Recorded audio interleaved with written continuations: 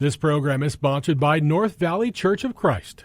There's a message true and glad for the sinful and the sad. Ring it out, ring it out, ring it out, ring it out. It will give them courage new, it will help them to be true. Ring it out, ring it out, ring it out, ring it out, ring out. Good afternoon, folks, and welcome back to another episode of Redeeming the Time. I am your host, Chris Macy, and I am the minister here with the North Valley Church of Christ. Well, today we're going to be looking at 1 Peter chapter 3, verses 1 through 7. Now, we're picking up where I had left off. This was back in May, and I did not get back into 1 Peter in June because we had the Copper Basin Bible Camp. My wife and I and our children, we went on vacation. We got home, we got sick with COVID, and I was just unable to get back to it. But now, today, and Lord willing in the future, we're going to finish out 1 Peter. And we're here in 1 Peter chapter 3, and we're going to title this one, God's Marriage Instructions. God's Marriage Instructions. Excuse me for the cough. I've got a bit of that COVID cough. But we're going to start here, talking about God creating us male and female. And He created us, male and female, for a purpose, for marriage. When He created us for marriage, He designed us to play certain roles in marriage, which only makes sense. Anytime you put a group or a pair or anyone together, there has to be a role. Could you imagine how well any unit, no matter how small, even like a small platoon or a squad, if everybody was the leader and everyone made the decision of what they're going to do, it'd be total chaos. So there has to be roles assigned. And we must admit, when we look at the male and female marriage, it's not easy. It requires a lot of effort and adjustment. And thankfully, God has given us marriage instructions here in His Word.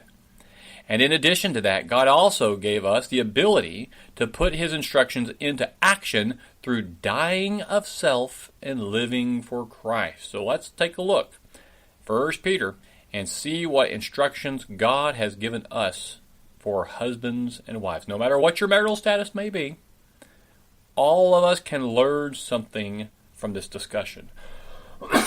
And hopefully I don't cough through the whole thing. We're going to begin here with wives. And so 1 Peter 3, verses 1 and 2, Peter writes, "In the same way, you wives be submissive to your own husbands, so that even if any of them are disobedient to the word, they may be won without a word by the behavior of their wives, as they observe your chaste and respectful behavior." So in the same way, that refers us back to the overall context of the previous verses. Peter has been addressing the behaviors and attitudes for Christians with regard to submission. He dealt with our submission to civil authorities, to those who have authority over us in the workplace. And then Peter pointed to Jesus, who submitted Himself to His heavenly Father, even though that submission resulted in suffering. Jesus has left us this example to follow. Now, Peter seeks to show how the issue of submission is critical in the family, beginning with the submission of a wife to her husband. Now, twice in this paragraph, Peter reminded Christian wives that they were to be submissive to their husbands. He does it in verse 1, and he'll do it again in verse 5.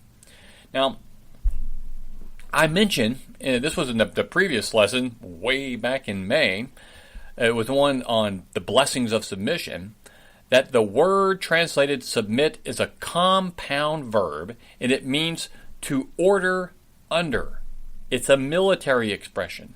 It literally means to arrange in formation under the commander. Submission is simply the recognition of God's authority in our lives and ordering ourselves under God's will. Submission does not imply some kind of moral or intellectual or spiritual inferiority or anything like that in the family, workplace, or even in society. But it is God's design for roles necessary to humankind's well-being. along the same line. A commanding officer is not necessarily superior in character to the troops under him or her, but his or her authority is vital to the proper functioning of the unit. Even Jesus submitted himself to the Father, but in no way was inferior to the Father. There is nothing degrading about submitting to authority or accepting God's order.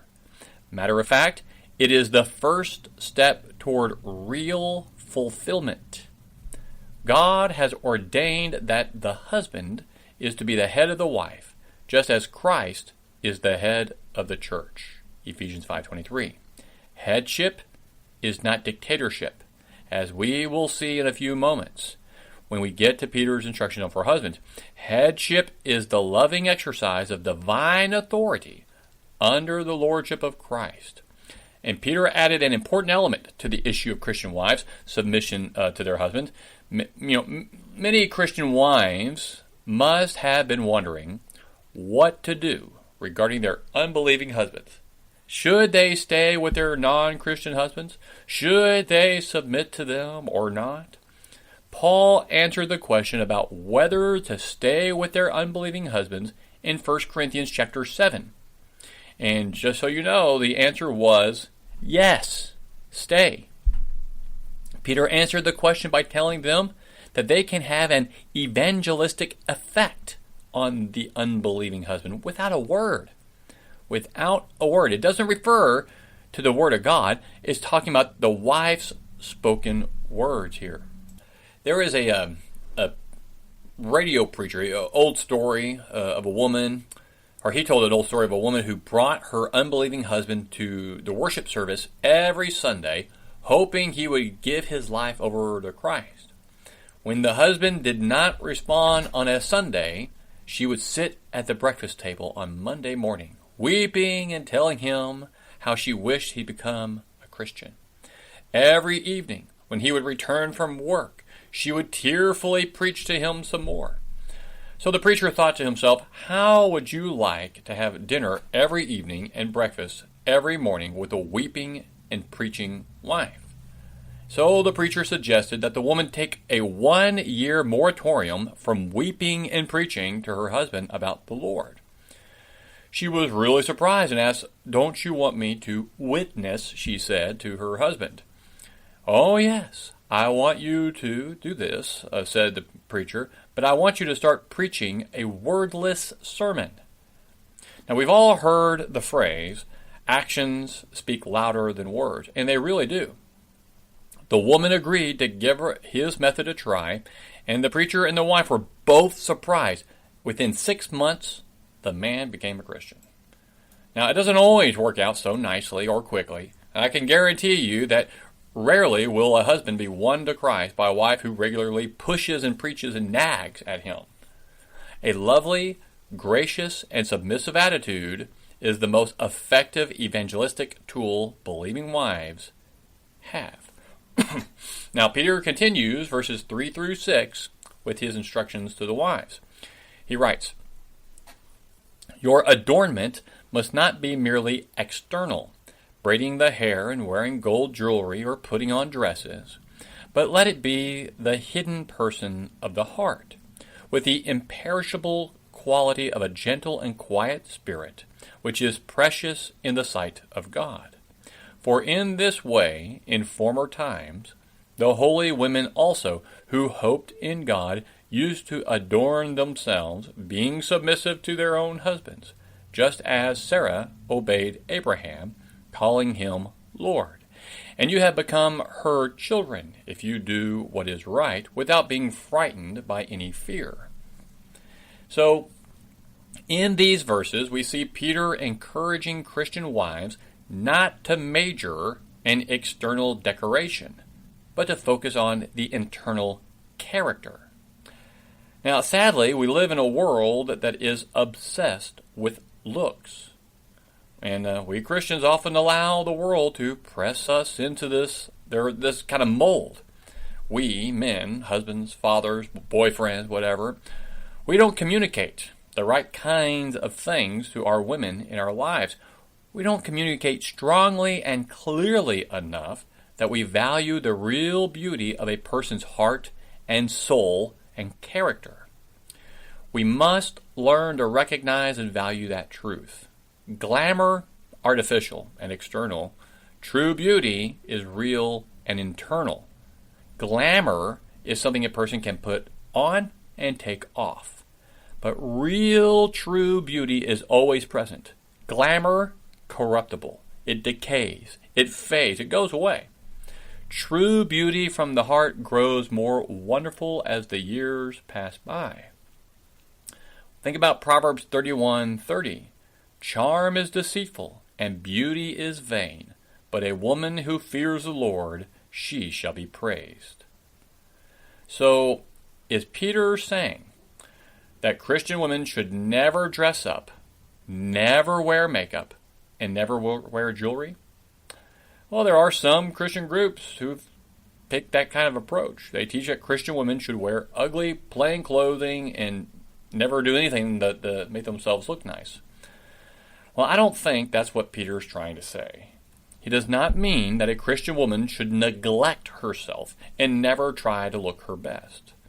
Peter is trying to communicate that outward adornment and physical things should not be what is most important, especially not for the Christian wives who are trying to convert their husbands. It is very easy for all of us to allow our outer beauty to become our primary focus. Christians should avoid excesses in this area. And did you notice what God considers the best dressed woman to look like? 1 Peter 3:4, let it be the hidden person of the heart, with the imperishable quality of a gentle and quiet spirit, which is precious in the sight of God. Oh, that all of us men and women, boys and girls, would learn this lesson so that we might value ourselves and each other in the right way, and that we might be sure to be working on the right kinds of things.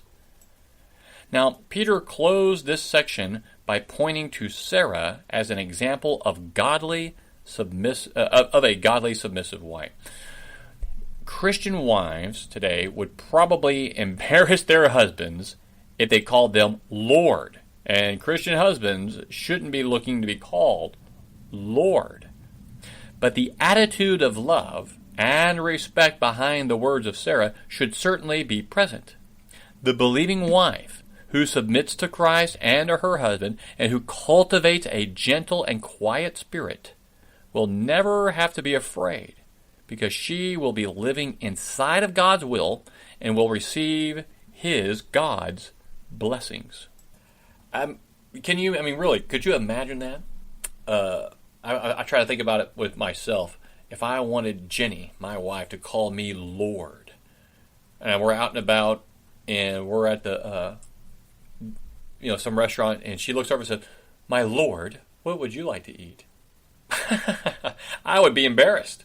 I don't ever call me Lord. That just sounds weird. It's not within our culture. I do want her to respect me, though. And that's what that's talking about. Respect. I would like to be respected. I do a lot of things. I do what I can to provide for our home. And so I expect some respect from her. But she also expects respect from me. That I ought to treat her a certain way. And that's the next part of Peter's words here. God's instructions for husbands. What does God have to say to us men? It's interesting, isn't it, that Peter spends 6 verses on the wives, but he only gives 1 verse to the husbands. Is that because the wives have more to correct, or that the husbands need it to be kept simple? Something to think about. Paul's parallel passage in Ephesians 5 is helpful and interesting to study alongside this passage. And in that passage, Paul gives 3 verses to the wives and 8 verses to the husband. Interesting. Well, come back to 1 Peter 3. What instructions did Peter give to the husbands? Look at verse 7.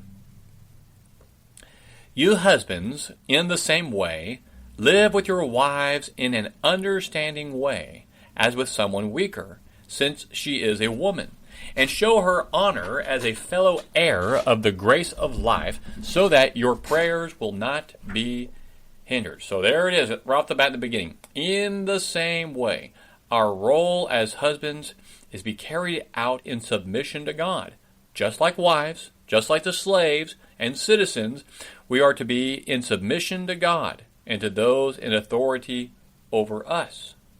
The one word that summarizes what Peter has to say to husbands about their relationship with their wife is consideration.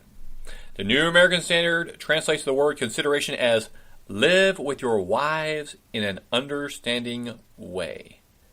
Because we are to be the head of our wives and to love them as Christ loved the church, as Paul tells us in Ephesians, then we must be sensitive and consider our wives' deepest physical and emotional needs. A Christian husband must know and understand his wife's moods, her feelings, her needs, her fears, her hopes, and her dreams. That means we need to learn to listen with our ears and our hearts. We need to take note in our mind these things. We have to do this. We must know these things. And it's not something you're going to just pick up in a couple of days. It takes a lifetime.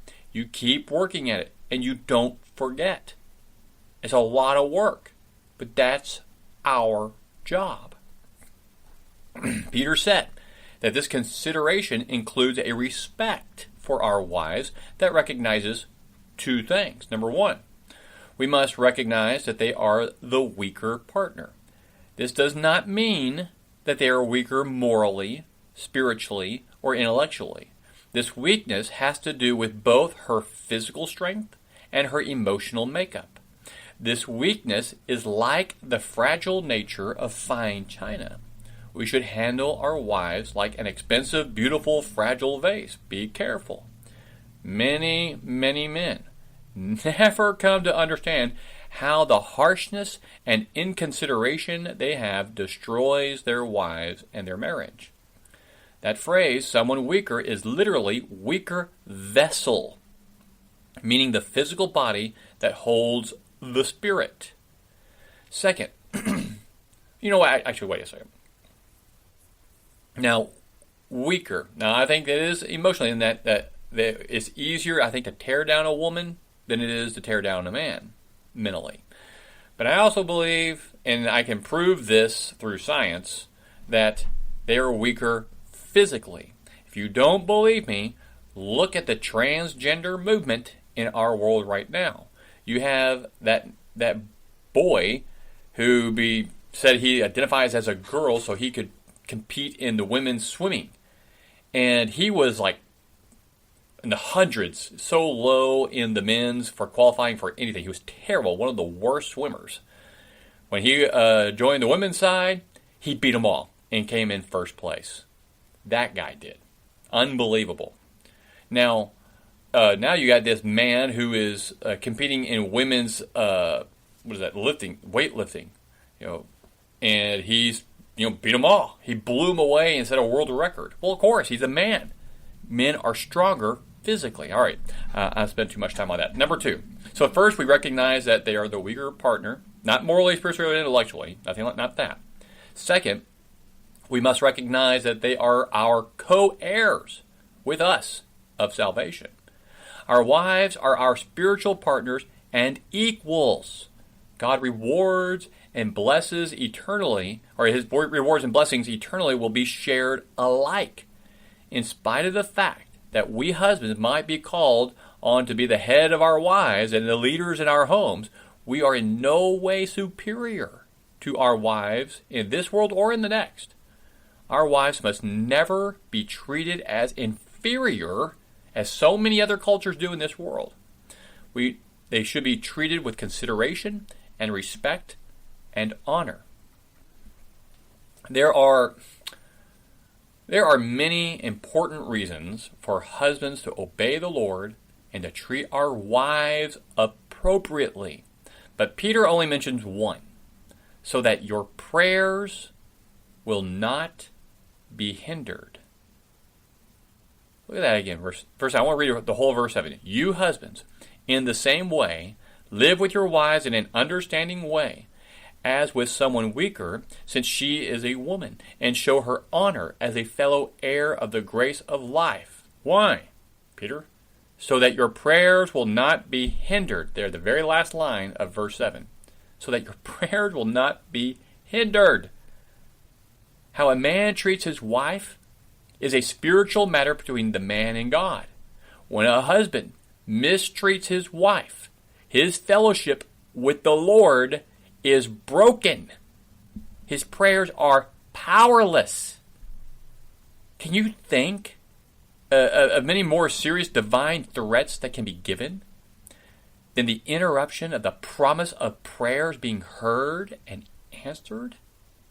The threat by God to shut off his divine blessings shows us just how critical it is for the Christian husband to be lovingly considerate and respectful of his wife. If he is not, no, I'm not going to listen to your prayers.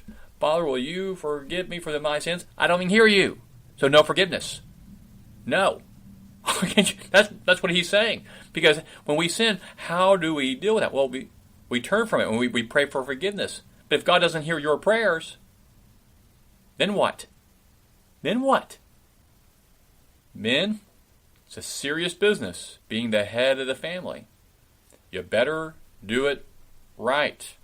All right.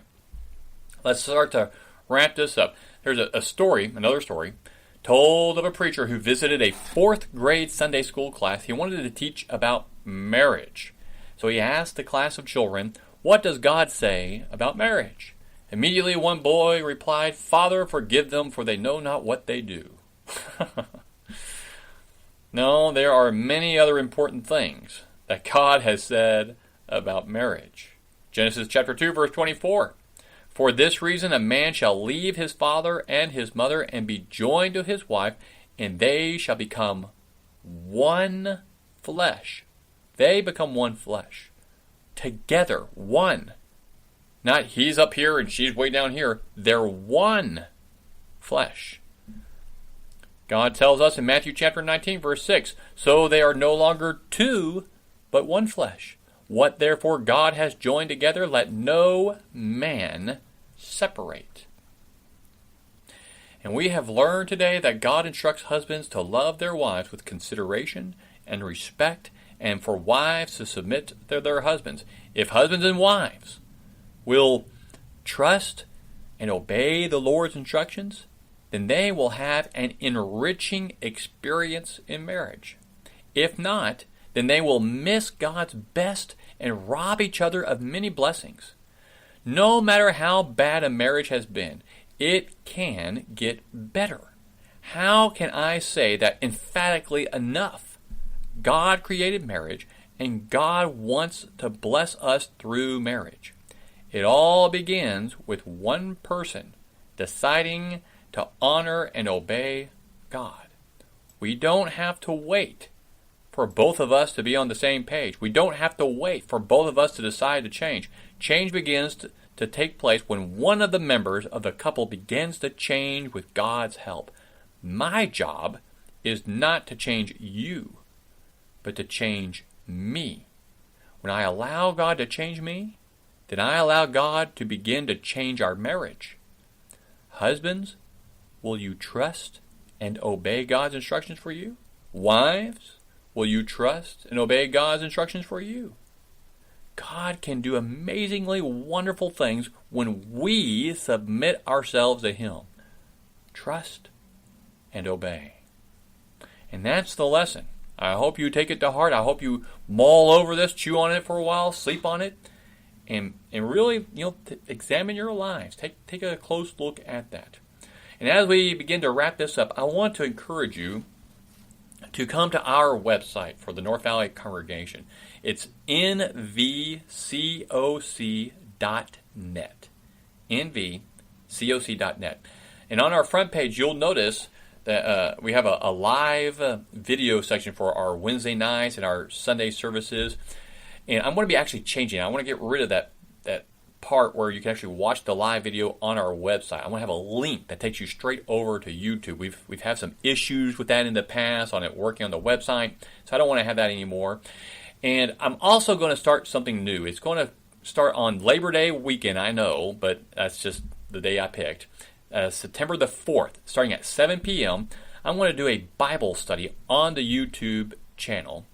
And so it's a video. I'll be up at the podium, and I'm going to do a quick little lesson on the New Testament church as we see it in the book of Acts. And then I'm going to open it up to questions. I'm going to have a chat feature available where you can type in questions and submit those questions to the chat. And I'll be able to see them, and I will answer as many of those questions as I can. So I hope, if you're interested in that you'll write down that date, September the 4th, 7 p.m., You can go to our YouTube channel or go to our web address, www.nvcoc.net. And then you'll see that YouTube link. I'll take you over there and get you all set up. And we have many other things that we're going to be putting together and videos that we're going to be putting together for this. And I hope it works out well. Please pray for it. I will be praying for it, that it goes well. May the Lord bless you. May He bless your day. And may you continue in His Word forever. Let us redeem the time, right? Thank you, and God bless. Ring it out, ring it out, ring it out. This program was sponsored by North Valley Church of Christ. To hear this program again, go to FamilyValuesRadio1010.com and click on the podcast page and find this program and many others right there on FamilyValuesRadio1010.com.